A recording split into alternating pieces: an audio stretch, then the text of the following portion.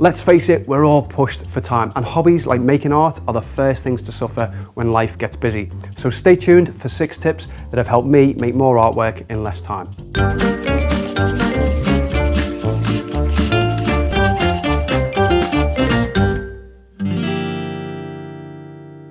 Tip number 1, make use of isolated studies. So the best way to improve is with consistent practice, even if that practice is relatively short. So you're going to see much more improvement, much quicker, much steadier improvement if you can draw and paint for, say, half an hour once or twice a week, compared to sitting down to an 8-hour masterpiece once a month. So make use of small isolated studies. Now, what do I mean by isolated? Simply something that you can finish relatively quickly, but that still gives you that sense of completion. So for example, you could draw an eye or maybe a hair study instead of a full portrait, or a few tree studies instead of a complete landscape, maybe a single item from a still life instead of a full arrangement. Now there's another big benefit from focusing on these small isolated studies.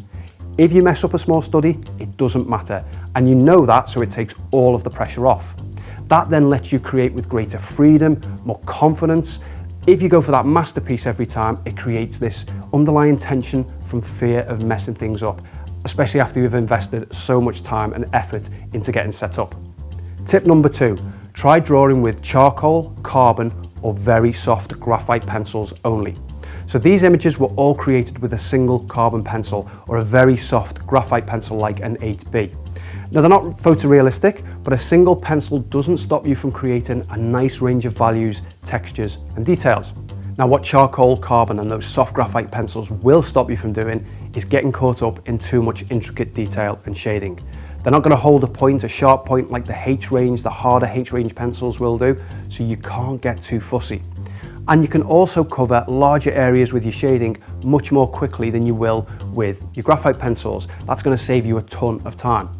I also find that the hit and miss nature of a softer pencil just looks more visually appealing when it's applied with a bit more speed, more loosely, more quickly compared to graphite pencils. Now, if you don't have a charcoal or a carbon pencil in your artist toolkit, I would definitely put this at the top of your list. Time-saving tip number 3, go for the unfinished look.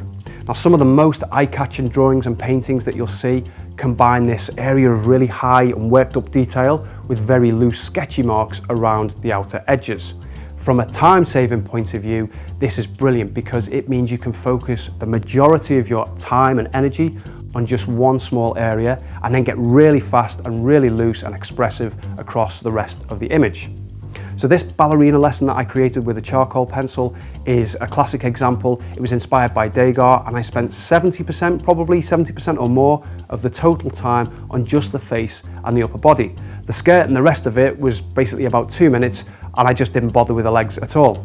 And then for this landscape study in pastel pencil, I spent most of the time around the center of the composition towards the waterfall, and then you can see around the outer edges, it gets looser and more expressive. And then this cafe again from another lesson that I did for Art Tutor, this one in colour pencil. Here I saved a huge amount of time by focusing on the doorway and then leaving most of the concrete surround impressionistic and unfinished.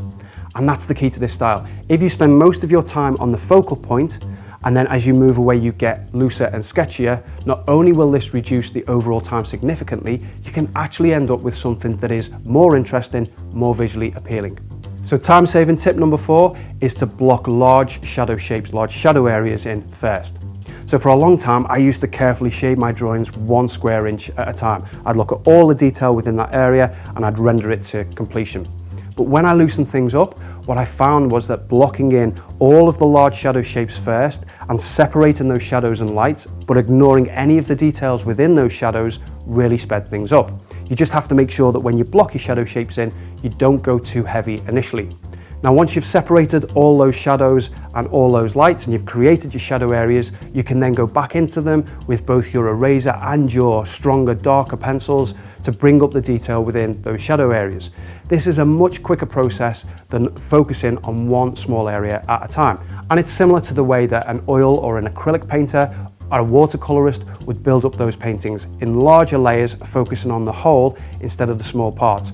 This does work for photorealistic drawing as well. It's not just for the looser, more impressionistic styles that you see. Time-saving tip number 5, posterize your reference photographs. Now, when you posterize a reference photo, all it means is that you reduce the number of pixels within that image. Sounds a bit complicated and technical, but it's dead simple. Here's what an image looks like before and after it's been posterized. Now, what this does is it makes your life much easier to see the values, the various values and tones within a subject. If you recreate this blocky feel and then you gently smooth out the transitions, it's a great way to speed up the entire shading and rendering process, whatever medium you're working in. And the added benefit is that you're probably going to create more three-dimensional, more solid looking artwork as a result.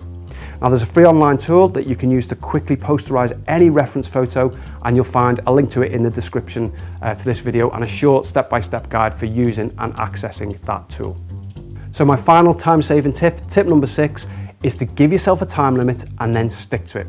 So I created a course for Art Tutor called Sketching Places Quickly, where we all had 15 minutes, a maximum of 15 minutes to create each sketch. And you can see one of those lessons for free on our YouTube channel, so I'll place the link in the description below. Now, you don't have to be as restrictive as 15 minutes, but when you have a specific time limit, whatever that is, and you stick to that, not only are you going to speed things up, but your artwork can improve as well. What happens is you focus on the elements that really matter, that have the biggest impact, and there's no opportunity to overwork that drawing or painting. So the next opportunity that you get to create a piece of art, give yourself maybe 30, 60 minutes maximum, and let that time dictate the subject matter that you choose and the style that you go for. Pick out the focal point in your image and then spend 70 to 80% of your chosen time on that focal point, and that's going to force you to be loose and sketchy and expressive around the outer edges of the composition. So there's my 6 time-saving tips for making more artwork in less time. If you have any of your own, please add them to the comments below, and we'll see you next time.